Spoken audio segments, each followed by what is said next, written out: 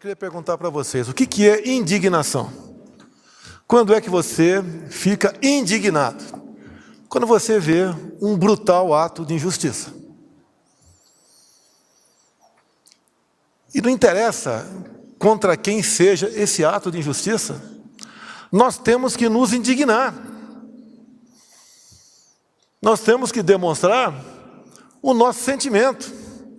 Nós temos que tentar mostrar que o outro lado está errado. Bem, tem um jurista aqui na frente, nosso ministro Humberto. Nós somos autoridade para agir em flagrante delito. Não é isso mesmo? Nós podemos deter uma pessoa que tenha cometido um delito grave, de forma flagrante. Eu pergunto, eu poderia aqui agora deter alguém por ter espancado um marciano? Poderia? Acredito que não. Não existe nada aqui na lei que fale, se você espancar marciano, maltratar ou matar, você venha detê-lo. Eu pergunto a vocês, pode alguém ser punido por fake news? Olha, ele está espalhando fake news. E se esse fake news não for fake news, for uma verdade? Pior ainda. Enquanto aqui a gente está num evento voltado para fraternidade, amizade, amor, compaixão. Aqui, do outro lado da Praça dos Três Poderes, uma turma do Supremo Tribunal Federal, por 3-2, mantém a cassação de um deputado acusado em 2018 de espalhar fake news. Esse deputado não espalhou fake news, porque o que ele falou na live, eu também falei para todo mundo, que estava havendo fraude nas eleições de 2018. Ia se apertar o número, quando se apertava o número 1, já aparecia o 13 na tela e concluía a votação. Foram dezenas de vídeos, dezenas de pessoas ligaram para mim ao longo de toda a noite, daquela primeira votação, do primeiro turno de 2018. Isso é uma verdade. E esse deputado foi cassado. Primeiro ele foi absolvido por 7-0 no TRE do Paraná. Depois, por 6-1, foi condenado no Tribunal Superior Eleitoral, cujo objetivo era criar jurisprudência para perseguir os outros, que porventura não gostassem do seu comportamento. Deputados que estão aqui, que porventura estejam nos ouvindo, vai chegar a sua hora, se você não se indignar. Não existe tipificação penal para fake news. Se for para punir com fake news a derrubada de páginas, fecha a imprensa brasileira, que é uma fábrica de fake news, em especial Globo, Folha. Outro caso hipotético. Vamos supor um caso hipotético, que o João assassinou a esposa Maria. E ele foi condenado. Algum tempo depois, descobriu-se que o João não era casado com a Maria. Eles viviam em união estável. Solte-se o João, volte o processo às origens. Assim foi a absolvição do Lula. Patrocinado por quem? Edson Fachin. Ele que botou o Lula em liberdade. E baseado no quê? No CEP, Código de Endereçamento Postal. Ele não podia ser julgado em Curitiba. Tinha que ser julgado em São Paulo ou Brasília. E anulou-se na época, que já se prescrevia, todas as acusações contra ele. Que Brasil é esse? Que justiça é essa? Me desculpe os demais magistrados aqui presentes. Onde está o nosso TSE quando convida as Forças Armadas, via portaria, assinado pelo ministro Barroso, a participar de uma comissão de transparência eleitoral? As Forças Armadas descobrem centenas de vulnerabilidades, apresentam 9 sugestões. Não gostaram. Eleição é coisa para forças desarmadas. Convidaram-os para quê? Ora bolas. Para fazer papel do quê? Eu sou o chefe das Forças Armadas. Nós não vamos fazer o papel de idiotas.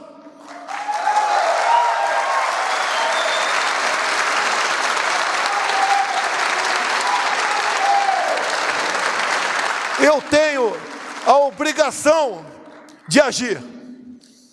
Tenho jogado dentro das 4 linhas. Não acho uma só palavra minha, um só gesto, um só ato, fora da Constituição. Será que 3 do Supremo Tribunal Federal, que pode muito, pode continuar achando que pode tudo? Eu não vou viver como um rato. Tem que haver uma reação. E se a população achar que não deve ser dessa maneira, preparem-se para ser prisioneiros, sem algemas. O ministro que solta o Lula é o mesmo que está à frente do Tribunal Superior Eleitoral, dando as cartas como dono da verdade. O que ele fez essa semana que passou? A política externa é minha e do ministro França, do Itamaraty. Ele convida em torno de 70 embaixadores e eles vão lá para dentro do TSE e ele, de forma indireta, ataca a presidência da República como homem que não respeita a Constituição, que não respeita o processo eleitoral, que pensa em dar um golpe e conclui de forma indireta. Acabou as eleições, imediatamente seu chefe de Estado deve reconhecer o ganhador das eleições, para que não haja qualquer questionamento junto à justiça. O que é isso, se não um arbítrio? Um estupro à democracia brasileira? Para mim é muito mais fácil eu estar do outro lado. Muito mais fácil, Antônio de Paula, Carla Zambelli. Muito mais fácil. Tem a família toda perseguida, até a esposa processada. Canalhas! Processar a minha esposa, vem para cima de mim, se são homens.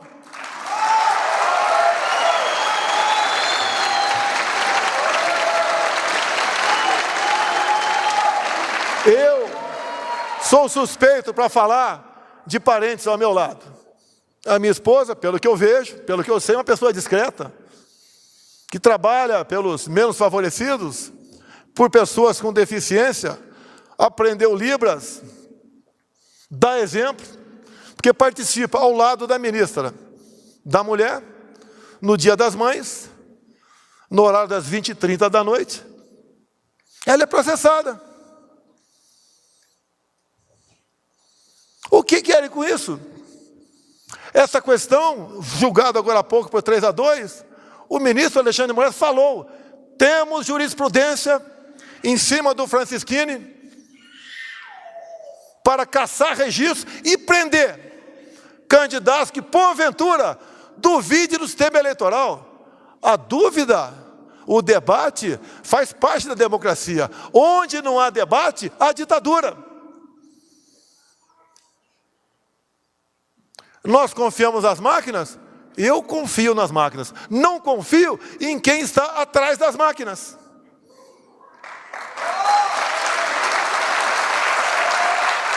Me permitem avançar.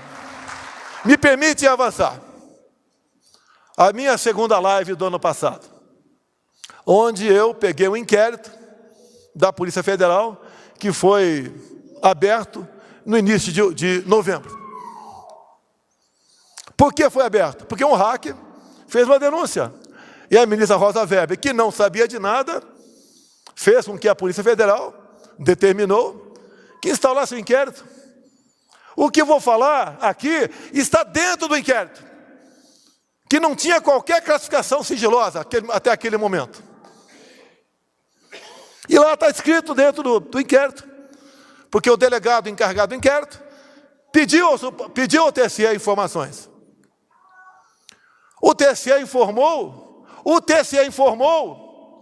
que os hackers ficaram por 8 meses dentro do TSE, com a senha do ministro Banhos. Está escrito isso.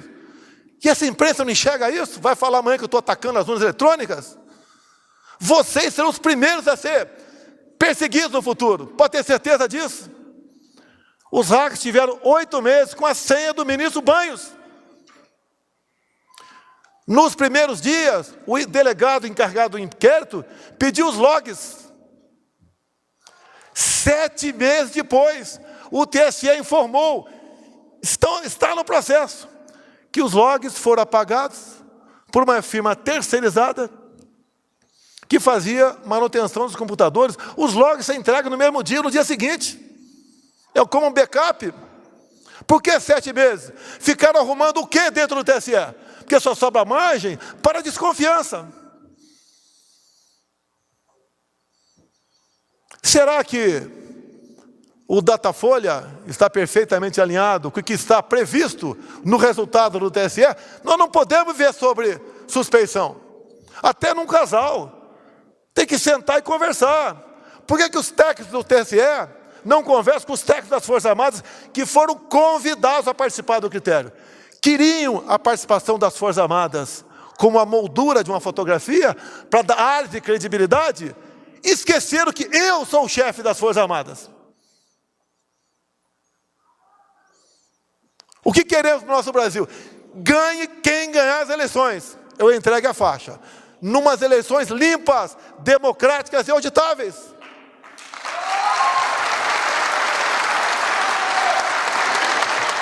O que aconteceu no dia de ontem?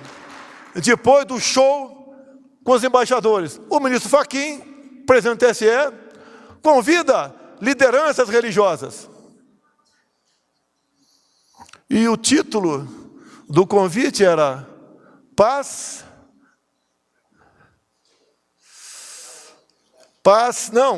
tolerância, paz e tolerância. Olha só, o ministro Fachin fala aqui, paz e tolerância. O que o Fachin fez no ano passado? Tentou de todas as formas no TSE criar uma jurisprudência ao tentar caçar uma vereadora evangélica de Lusiânia, Goiás, que pediu voto numa pequena igreja para meia dúzia de pessoas. Vote em mim. Com essa cena, o ministro Edson Fachin tentou criar a jurisprudência para caçar registro de cristãos, evangélicos e espíritas sobre abuso do poder religioso. Qual é a coerência desse ministro? Um convite falando sobre tolerância, ele sendo um intolerante, com uma pobre de uma coitada de uma vereadora eleita em Lusiânia. Qual a isenção que tem esse ministro para conduzir as eleições? Qual terá Alexandre de Moraes para 40 dias antes assumir aquele posto? O que podemos pensar, acreditar nessas pessoas? O que eles querem? Querem uma ruptura? Porque atacam a democracia o tempo todo? Aqui não tem ninguém mais homem do que o outro.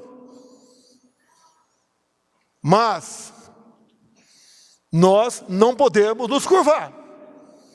Eu não sou dono da verdade, nem dono do Brasil. Eu não sou a pessoa mais poderosa. Eu não sou a pessoa perfeita. E assim ninguém o é. Ou nós nos indignamos, acordamos para o que está acontecendo, ou marcharemos no caminho da Venezuela.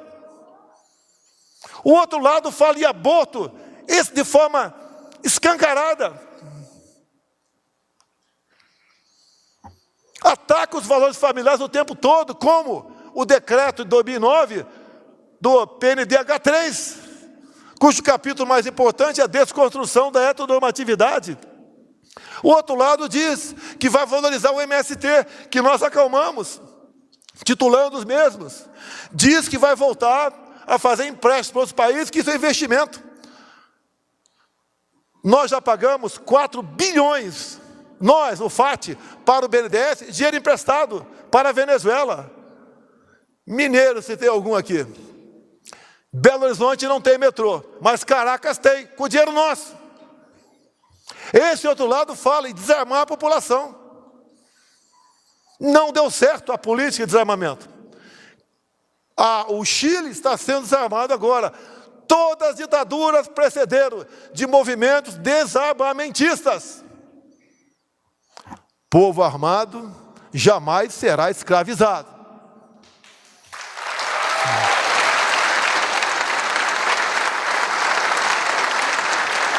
Ninguém desarma o povo americano. Não adianta aparecer por lá alguém com espírito ditador, que não vai dar certo. O Brasil tem que criar esse espírito também. Tenho falado para todos os meus ministros. Em 64 tentaram tomar o poder pelas armas. Agora as armas que usam são as armas da democracia. Eu quero, eu não quero, eu puno, eu caço, eu prendo um deputado por 8 meses. Eu faço com que jornalista seja exilado, outros sejam presos. Ora as bolas, se as urnas são inexpugnáveis, por que temos o hack preso há quase 1 ano em Minas Gerais? São inexpugnáveis. O que se espera de um país que age dessa maneira? Eu não estou dizendo que há fraude, mas há suspeita. Temos que dissipar essa nuvem da suspeição. Não podemos viver dessa maneira. Metade do meu tempo eu tomo para me defender de acusações do outro lado da Praça dos Poderes. Como agora, uma ministra me dá 10 dias para explicar como anda a população de rua do Brasil. Agora, Alexandre de Moraes, novamente, qual é o teu plano para defender os Yanomamis? Se eu perguntar para ele qual o tamanho da área Yanomami, duvido que saiba. Olha, se foi demarcado, porque não podemos estar lá dentro. É o tempo todo aceitando ações propostas por partidos que não tem mais que meia dúzia de representantes. As coisas mais absurdas acontecem. Como, por exemplo, começamos a fazer um contorno numa reserva indígena de 190 quilômetros aqui em Mato Grosso, onde que passando pela reserva seriam 110. E pela reserva pode passar, mas não pode asfaltar a estrada. E a estrada é intransitável, grande parte do tempo, tendo em vista os atoleiros. Vamos fazer um contorno de mais 80 quilômetros. Cada safra, 2.000 caminhões bitrens passam por essa rodovia, que agora vão andar mais 80 para ir, mais 80 para voltar, com o preço do diesel que está aí nas alturas. Mas a justiça diz, não pode asfaltar a reserva indígena. E agora, para concluir, que eu gostaria de falar 1 hora com os senhores, desde que os senhores não fossem embora, obviamente. Está o Supremo discutindo marco temporal. O que é isso? Já temos no Brasil uma área tamanho da região sudeste demarcada como terra indígena. Uma nova interpretação quer dar um artigo da Constituição. E quem quer dar essa nova interpretação? Ministro Fachin, marxista-leninista, advogado do MST. Votou depois o Cássio Nunes, 1-1. Agora está com o ministro Alexandre de Moraes. E eu tenho falado, se um novo marco temporal for aprovado, além de uma área tamanho da região sudeste, já demarcada como terra indígena, teremos outra área tamanho da região sul, que pela localização geográfica dessas centenas de terras indígenas, teremos uma outra área também, tamanho do estado de São Paulo, como terra indígena. Acabou a economia brasileira do agronegócio. Acabou a nossa garantia alimentar. Acabou o Brasil. O que eu faço se aprovar o marco temporal? Tenho 2 opções. Entrega a chave para o ministro Supremo, ou digo, não vou cumprir.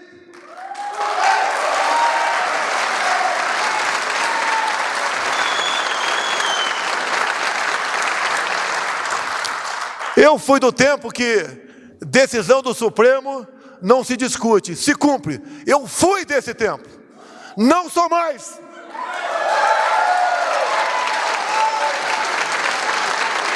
Certas medidas saltam aos olhos dos leigos.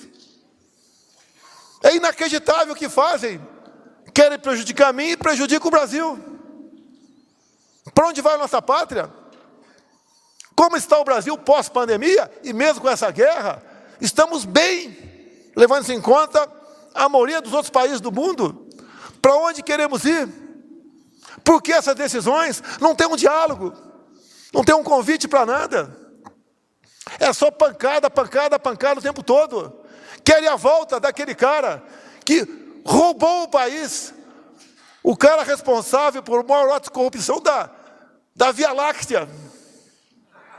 Quer isso de volta?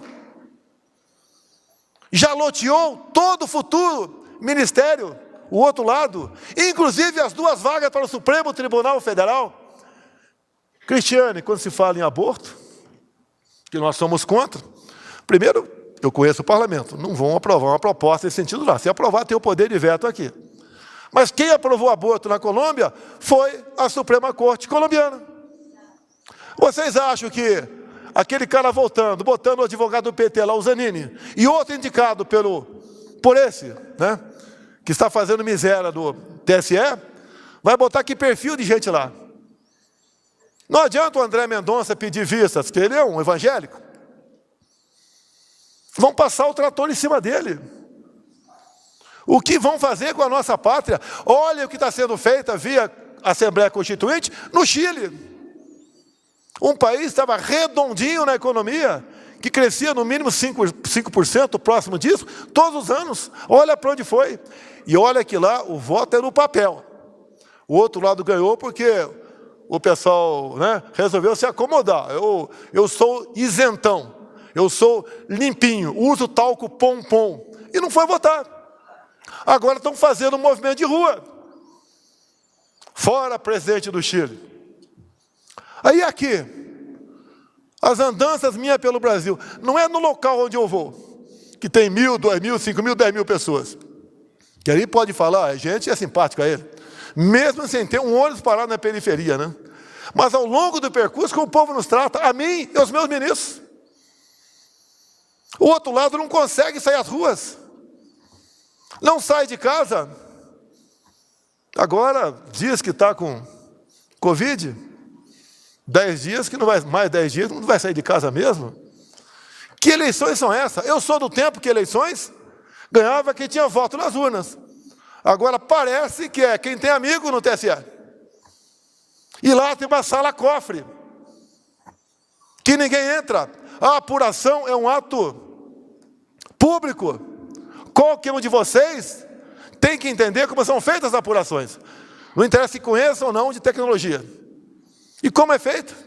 Ninguém sabe. Pode ser que seja feito corretamente? Pode.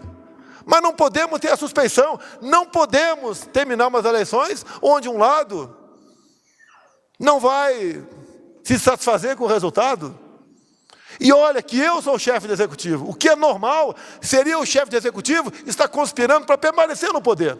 Jamais farei isso. Entrego para qualquer um a faixa. Mas tem que ganhar no voto. Transparente. Alguns falam, o Bolsonaro está fazendo isso porque está criando um clima que vai perder. Meu Deus do céu, se o Lula tem 45%, vamos dar transparência para ele ganhar no primeiro turno. Isso não é um desabafo, é um alerta à nação brasileira. Podia ter ficado quieto, como quase todos os meus ministros me aconselham. Fique quieto, fique na tua, calma. Olha, o que aconteceu agora, 3-2, o que nós estamos vendo no dia a dia, é para ficar calmo? Vamos esperar acabar o jogo para pedir o VAR? Aqui tem gente que vai votar na esquerda, tenho certeza disso. É um direito teu, parabéns. Mas quem tem que ganhar a eleição é quem tem mais voto. E outra, se houver, se por acaso houver, vai haver só para presidente? Ou não vai haver para outros cargos? Por que o TSE não fala o seguinte: presidente, deixe os técnicos das Forças Armadas vir aqui para dentro do TSE, conversar com o nosso pessoal, debater e fazer com que não tenhamos quaisquer dúvidas no pleito eleitoral? Nada mais justo do que isso. Por que vivemos na incerteza? É um milagre estar aqui. Sobreviver uma facada, um milagre, uma eleição. Quem eu era? Eu não era nada dentro do parlamento. Era mais um deputado baixo clero, que discursava para as paredes, como tantos outros discursam lá dentro. Resolvi vir candidato, porque, me desculpe, deputados, eu cansei do parlamento. Eu quero cuidar da minha vida. E falava durante a campanha, eu tenho 2 alternativas, praia ou Planalto. me dei mal, vim para o Planalto.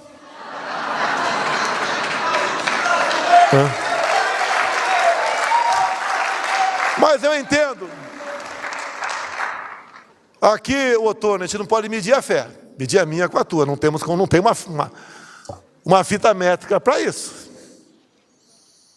A fé está dentro de você. Ou você tem, ou você não tem. Eu aprendi uma coisa ao longo da minha vida. Sou católico, já li a Bíblia toda quando estava na fronteira. Naquele tempo não tinha energia elétrica lá, não tinha celular. Então tinha mais tempo para a família, para ler a Bíblia. E o que eu aprendi, Otônio? O que for possível fazer, que você faça. O que for impossível, bote nas mãos de Deus. Eu entendo que é dessa forma que devemos agir. E concluo mais uma vez. Não sou mais homem que nenhum dos homens que estão aqui. Somos iguais. Quando tiver o ponto final para cada um de nós, o nosso destino é o mesmo. Se ninguém enterrar, o urubu vai comer.